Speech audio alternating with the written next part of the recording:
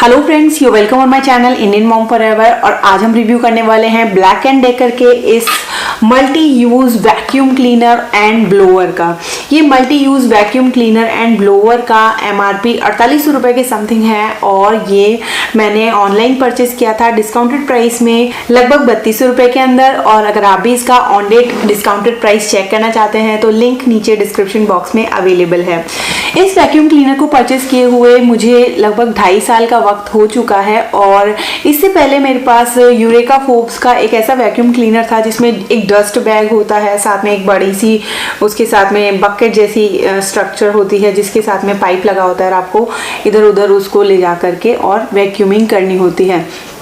और वो ड्राई और वेट दोनों क्लीनिंग के लिए था, लेकिन वो इतना कन्वीनियंट नहीं था और मुझे बहुत परेशानी होती थी उसके जो सक्शन पाइप है और उसको इधर उधर मूव करने में।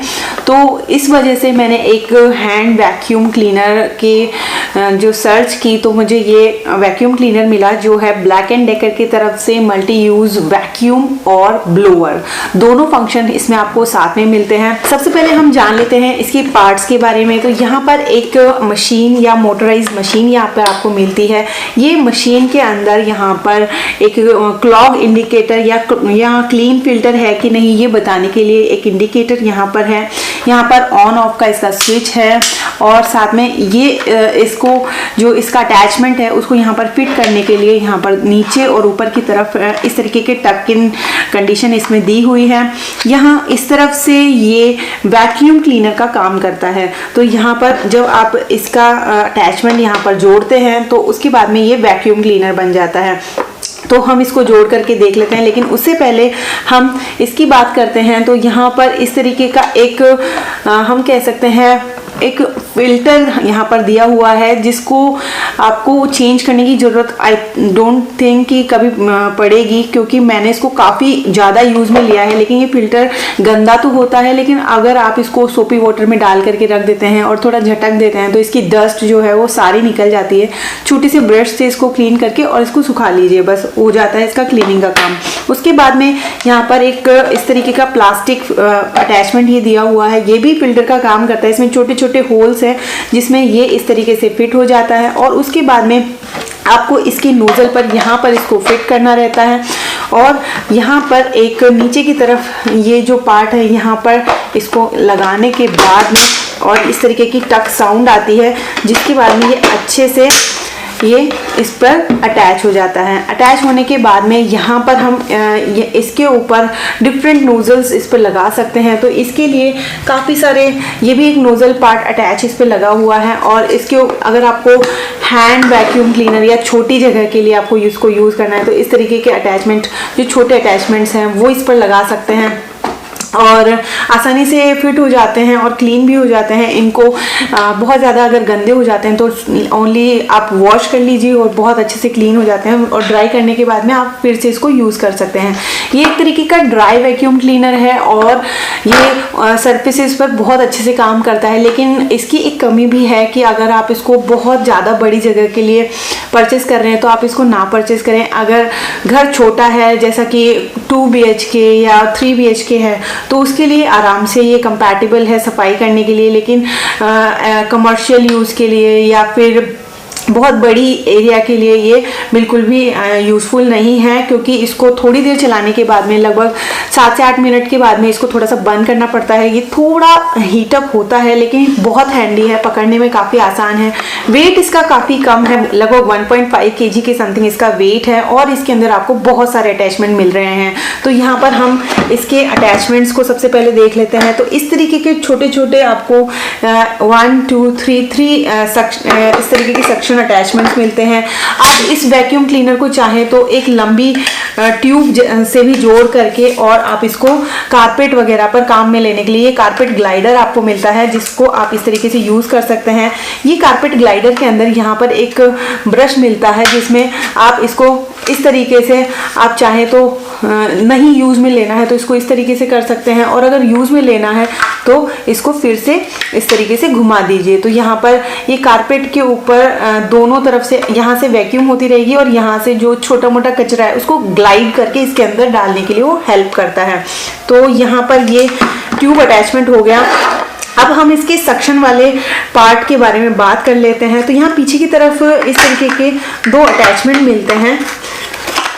इसके जितने भी अटैचमेंट ब्लू कलर के हैं वो इसके वैक्यूम क्लीनिंग वाले पार्ट के लिए हैं, और जितने भी अटैचमेंट इस तरीके के ग्रे कलर में हैं वो मोस्टली इसके पीछे की तरफ जो ये यहाँ पर एक विंडो दी हुई है उसको ओपन करने के बाद में यहाँ पर एक होल है, इसके लिए आपको यहाँ पर ये अटैचमेंट इस तरीके से इसमें फिक्स करने रहते हैं।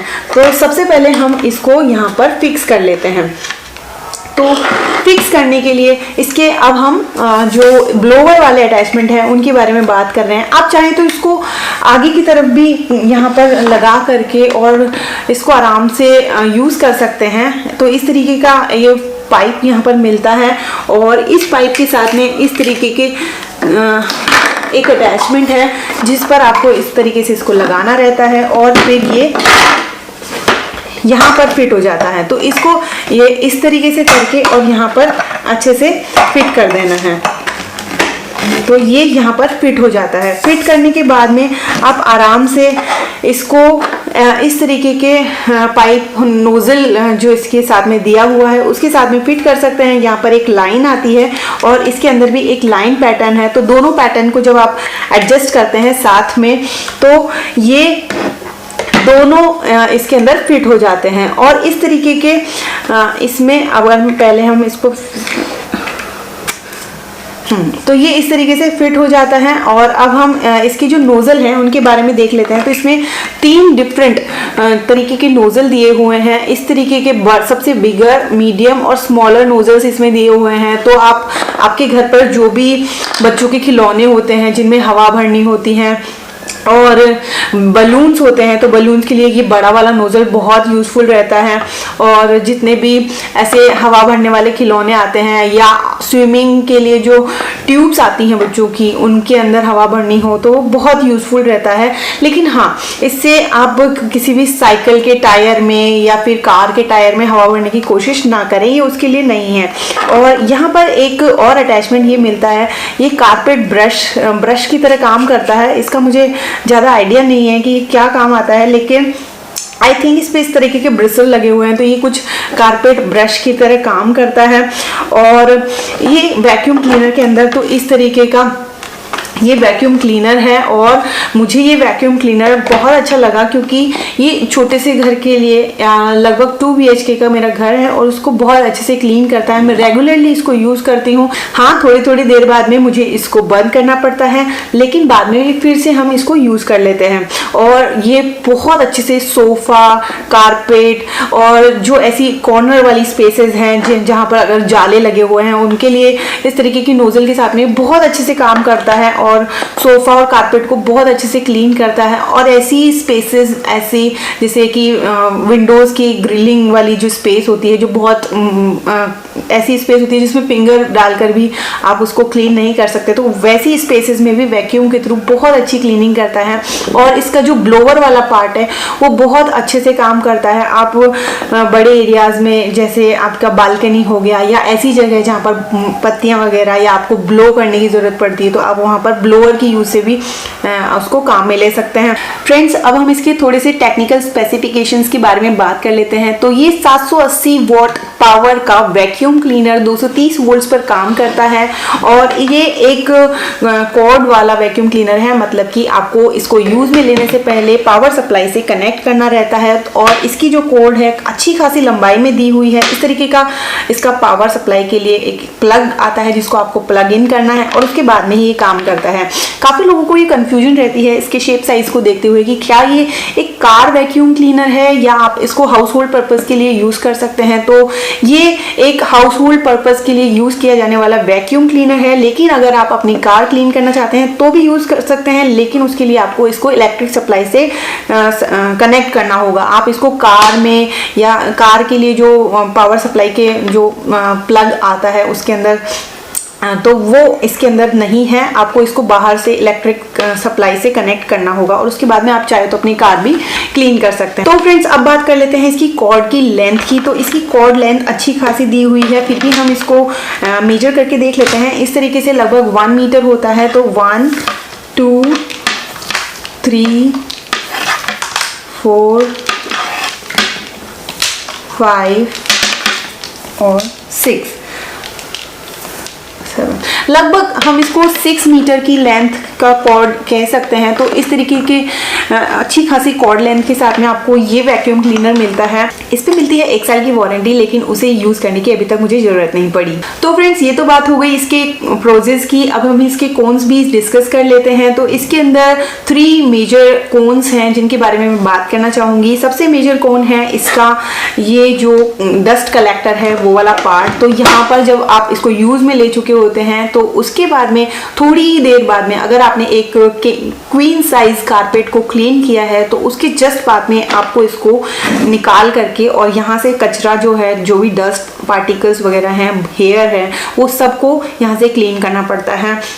तो फ्रीक्वेंटली आपको इसको यूज़ करके फटाफट से इसका कचरा यहाँ से क्लीन करना होता है। आप ऐसा नहीं है कि लगातार इसको अपने पूरे घर की सफाई कर रहे हैं और आपने इसको खोल करके इसको यहाँ से क्लीन नहीं किया, तो आपके लिए ये एक थोड़ा सा प्रॉब्लम वाला इशू हो सकता है कि बार बार इसको आपको खोलना पड़ता है। या आप अगर फ्लोर की सफाई कर रहे हैं तो कचरा अगर ज़्यादा है तो एक रूम मैक्सिमम मैं एक रूम करने के बाद में इसको क्लीन करती हूँ और फिर बाद में इसको वापस से लगा करके और इसको यूज़ करती हूँ। तो ऐसा करने से इसको रेस्ट भी मिल जाता है, साथ ही इसकी जो क्लीनिंग है वो भी हो जाती है और इसकी मोटर या इसकी जो मशीन है वो भी उसके ऊपर भी हैवीनेस या उसके ऊपर भी लोड नहीं पड़ता है। पहली कमी तो ये हो गई है। अब दूसरी कमी मैं आपके साथ डिस्कस करूं तो ये मैक्सिमम 10 मिनट्स या 15 मिनट्स के इंस्टेंट यूज़ के लिए है और उसके बाद में आपको इसको थोड़ी देर के लिए रेस्ट देना ज़रूरी हो जाता है, क्योंकि ये थोड़ा सा गर्म हो जाता है और उसके बाद में अगर इसको आप रेस्ट देते हैं तो वापस से कूल डाउन होकर के आप इसको फिर से यूज़ कर सकते हैं। तीसरी कमी हम इसकी देखें तो ये ओनली एक ड्राई वैक्यूम क्लीनर है, ये वेट सरफेस के लिए बिल्कुल भी नहीं है। तो ये इसकी तीसरी कमी है। तो फ्रेंड्स, ये सारे प्रोसेस और कॉन्स को देखने के बाद में, क्योंकि मैं ज़्यादातर वेट सरफेस के लिए वैक्यूम क्लीनर यूज़ नहीं करती, तो मेरे लिए काफ़ी यूज़फुल रहा। और हम छोटा छोटा जो हम क्लीनिंग करते हैं उसके बाद में मैं बार बार इसको बंद करती हूँ, क्योंकि काफ़ी सारी और भी चीज़ें और भी टास्क होते हैं जो हमें बीच बीच में क्लीनिंग के बीच बीच में करने होते हैं, तो इसको उस टाइम रेस्ट भी मिल जाता है। और बात करें इसके डस्ट कलेक्टर वाले पार्ट की, तो हाँ, वो एक इशू है। अगर इसको बार बार यूज़ करने के बाद में खोल करके साफ नहीं करना पड़ता तो ये और भी ज़्यादा एफिशिएंट और भी ज़्यादा हेल्पफुल रहता मेरे लिए कि एक बार में ही हम पूरी की पूरी क्लीनिंग कर पाते। तो ये सारी चीज़ें हैं, लेकिन ये vacuum cleaner easy to handle है, इजी टू यूज़ है, लाइट वेट है और इतने सालों से काम कर रहा है। इसकी मोटर काफ़ी अच्छी है और आप इसका प्रॉपर ध्यान रखिए। बहुत सारे लोग जो हैं वो इसके इस वाले पार्ट की या फिल्टर के बारे में बात करते हैं, तो ये फिल्टर जो है ये ऑनलाइन मुझे तो कभी मिला नहीं है और ना ही मुझे 2.5 साल के इतने वक्त के अंदर मुझे इसे चेंज करने की ज़रूरत या रिक्वायरमेंट भी महसूस नहीं हुई है, क्योंकि मैं इसको सोपी वाटर के अंदर डाल करके और थोड़ी देर रख देती हूँ। ल्यूक वार्म वाटर हो तो और भी अच्छा है और उसके बाद में ये अपने आप से बहुत अच्छे से क्लीन हो जाता है। हो सके तो आप इसमें एक टूथ ब्रश जैसा सॉफ्ट ब्रश का यूज़ करके इसको क्लीन कर सकते हैं। तो यहाँ पर मैंने आई थिंक मैंने सारे पॉइंट्स डिस्कस कर लिए हैं। अगर आपकी फिर भी कोई क्वेश्चंस हो, क्वेरीज हो, तो आप कमेंट बॉक्स में कमेंट कर सकते हैं। वीडियो अच्छा लगा हो तो लाइक करना मत भूलिएगा and please subscribe my channel. फिर मिलते हैं ऐसे ही और इंटरेस्टिंग वीडियोज़ के साथ में। तब तक के लिए बाय बाय।